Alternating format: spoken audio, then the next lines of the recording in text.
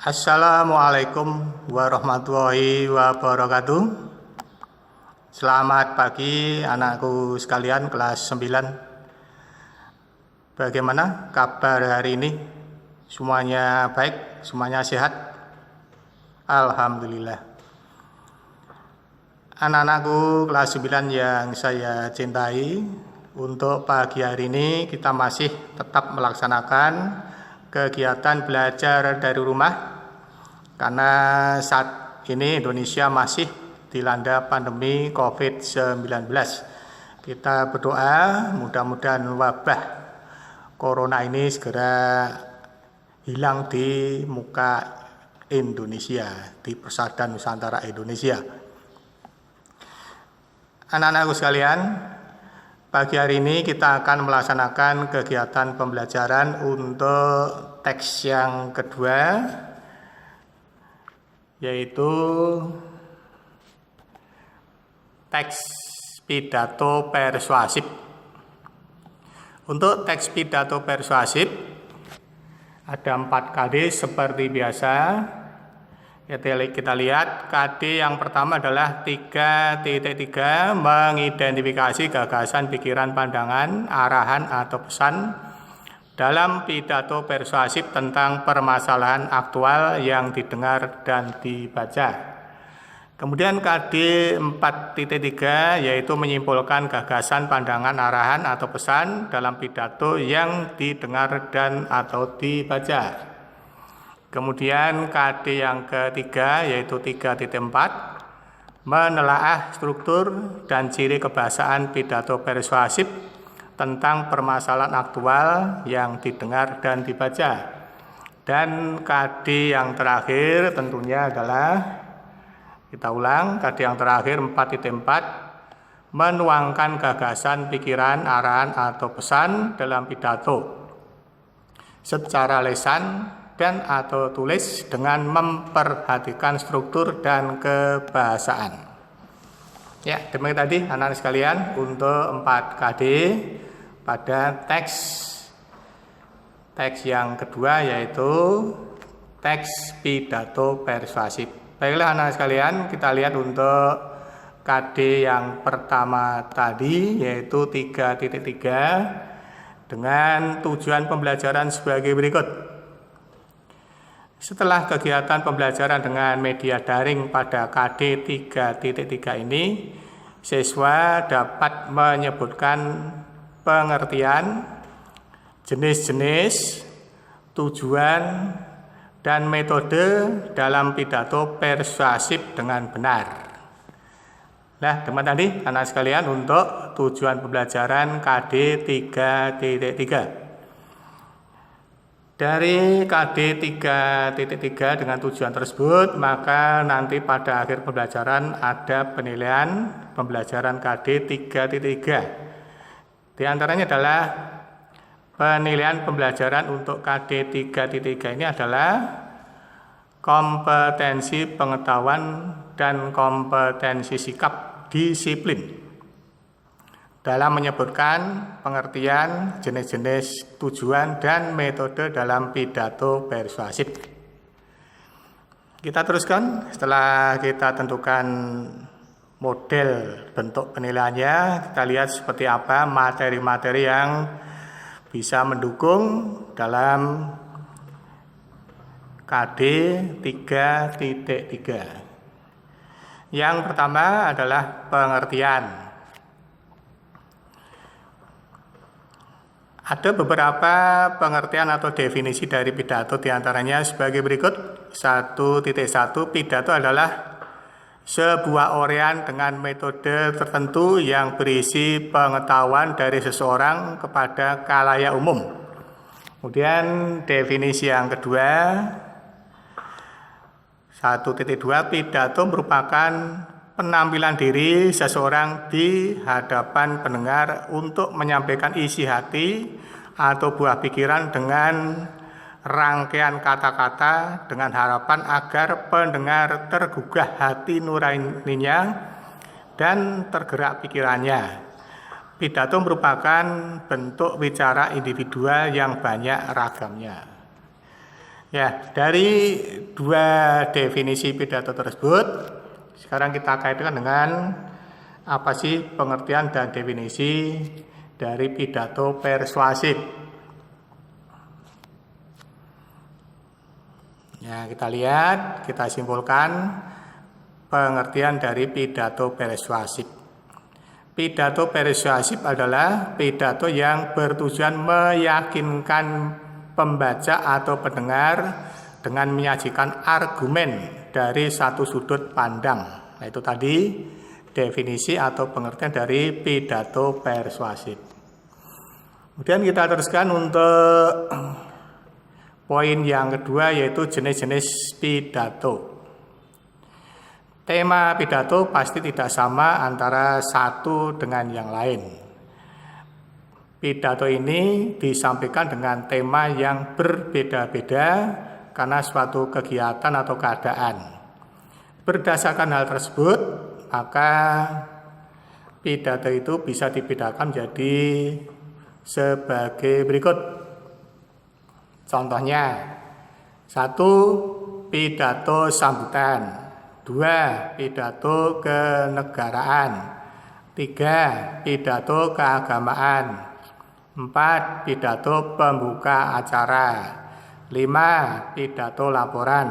Atau mungkin ada lagi ya jenis-jenis pidato yang lain tergantung pada tema atau kebutuhannya, kegiatannya. Kemudian yang berikut, apa sih tujuan orang menyampaikan pidato?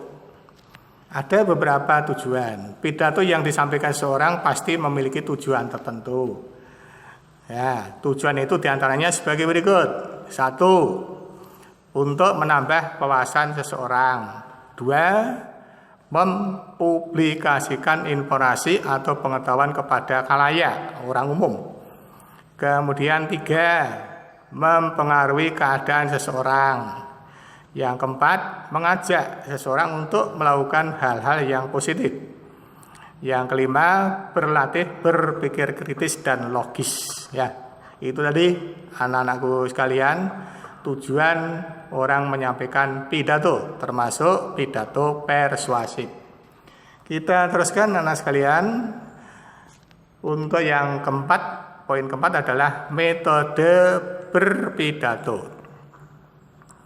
Dalam suatu pidato, seorang orator pasti memiliki metode atau cara-cara tersendiri yang disesuaikan dengan keadaan, disesuaikan dengan kegiatannya, disesuaikan dengan kebutuhan. Karena hal tersebut ya, ada beberapa macam metode berpidato yang bisa digunakan oleh seorang orator. Di antaranya ada namanya metode impromptu. Kalau kita Indonesiakan serta-merta. Maksudnya apa? Pidato yang apabila Anda menghadiri pesta dan tiba-tiba dipanggil untuk menyampaikan pidato. Ya, pidato sambutan misalnya ya. Nah, ini namanya metode impromptu atau serta-merta, spontan ya. Keuntungannya apa? Lebih mengungkapkan perasaan, pembicara gagasan datang secara spontan, memungkinkan Anda terus berpikir. Kerugiannya apa? Menimbulkan kesimpulan yang mentah, ya, mengakibatkan penyampaiannya tidak lancar, gagasan disampaikan ngawur kadang-kadang ya, kadang-kadang juga mengakibatkan seorang itu demam panggung, grogi, ya itu ya. Itu metode pidato yang pertama, serta-merta atau impromptu. Kemudian metode yang kedua namanya adalah metode manuskrip, pidato dengan naskah. Maksudnya apa? Di sini tidak berlaku istilah menyampaikan pidato, tapi membacakan pidato. Ya, karena pakai itu tadi ya, naskah ya. Manuskrip dibutuhkan oleh tokoh nasional. Sebab kesalahan sedikit saja dapat menimbulkan kekacauan nasional. Ya. Tentunya ada keuntungan seseorang menggunakan metode manuskrip. Di antaranya apa? Kata-kata dapat dipilih sebaik-baiknya, pernyataan dapat dihemat, kefasihan bicara dapat dicapai, tidak ngawur, manuskrip dapat diperbanyak dalam jumlah banyak ya, berlembar-lembar. Kerugiannya Pak ya, metode ini kerugiannya komunikasi pendengar akan berkurang karena pembicara tidak berbicara langsung pada mereka. Pembicara tidak dapat melihat pendengar dengan baik. Pembuatannya lebih lama, perlu konsep ya. Nah, tidak ada komunikatif interaksi antara yang pidato dengan yang mendengarkan. Itu metode yang kedua. Metode yang ketiga namanya metode memoriter atau menghafal. Maksudnya apa? Pesan pidato ditulis kemudian diingat kata demi kata, menghafalkan kalimat demi kalimat sampai selesai. Gitu ya. Keuntungan, tentunya ada keuntungan kalau menggunakan metode menghafal. Kata-kata dapat dipilih sebaik-baiknya, gerak dan isyarat yang diintegrasikan dengan urean. Jadi sesuai antara kata-kata yang dikeluarkan dengan gerakannya, bisa dikonsep ya dari awal. Kemudian kerugiannya apa? Komunikasi pendengar akan berkurang karena pembicara beralih pada usaha untuk mengingat kata-kata, memerlukan banyak waktu. Ini butuh waktu untuk menghafalkan ya. Menghafalkan kata demi kata, kalimat demi kalimat sampai satu naskah ya.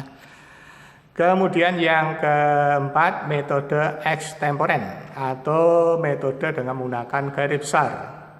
Pidato sudah dipersiapkan sebelumnya berupa garis besar dan pokok penunjang pembahasannya. Supporting points didukung oleh poin-poin ya. Tetapi pembicara tidak berusaha mengingatnya kata demi kata. Dia hanya menggunakan kerangka, nanti dikembangkan di depan panggung misalnya ya. Tentunya ada keuntungannya untuk metode ini. Keuntungannya apa? Komunikasi pembicara dengan pendengar lebih baik, pesan dapat fleksibel. Dan juga tentunya ada kerugian. Kerugian dari metode ini adalah kemungkinan menyimpang dari garis-garis besar. Kefasihannya terhambat karena kesukaran memilih kata-kata. Ya. Begitu tadi anak sekalian untuk metode-metode dalam menyampaikan pidato. Ya. Kemudian kita lanjutkan 4 poin sudah kita sampaikan ya, mengenai pengertian, kemudian tujuan, kemudian metode, dan ada satu lagi tadi ya sudah kita sampaikan. Demikian tadi anak-anak sedikit paparan mengidentifikasi gagasan, pikiran, pandangan, arahan atau pesan dalam pidato persuasif tentang permasalahan aktual yang didengar atau dibaca. Mudah-mudahan dapat menambah pemahaman dan pengetahuan anak-anakku tentang pidato, khususnya adalah pidato teks persuasif. Dengan harapan anak-anak nanti jadi seorang orator yang handal, yang hebat, tidak demam panggung ya. Pidato dengan konsep, pakai metode yang betul gitu ya. Itu harapan Bapak Guru untuk anak-anakku sekalian. Setelah kita menyelesaikan pembelajaran KD 3.3, tentunya saya akan menyampaikan tagihan buat anak-anakku sekalian berupa tugas ya. Tugasnya gampang seperti ini. Lakukan pengamatan berpidato. Bisa di TV, bisa di masyarakat, bisa juga lihat di YouTube. Kemudian catat hal-hal penting dalam pidato tersebut, disimak dari awal sampai akhir ya. Yang dikaitkan dengan tadi 4 poin ya, tentang apa tadi? Pengertian, tentang jenis, metode, dan seterusnya. Setelah itu tentukan jenis pidatonya. Alasannya apa? Kenapa menggunakan jenis pidato apa? Tujuan pidatonya, alasannya apa? Sampaikan. Metode yang dipakai. Metodenya apa? Dari 4 tadi, seseorang yang kamu lihat tadi menggunakan metode apa? Tema pidatonya apa? Dikira-kira dibicarakan tentang apa? Kemudian yang menghadiri dalam kegiatan pidato itu siapa saja? Kapan kira-kira dilaksanakan dan di mana? Nah, itu tugas yang anak-anak harus buat, disampaikan ke saya ya. Kemudian seperti biasa ada aturan untuk pengiriman tugas KD 3.3 itu. Diantaranya seperti biasa, nomor 1, tugas atau pekerjaan ditulis di atas kertas buku maksimal 2 halaman. Tulisannya rapi ya.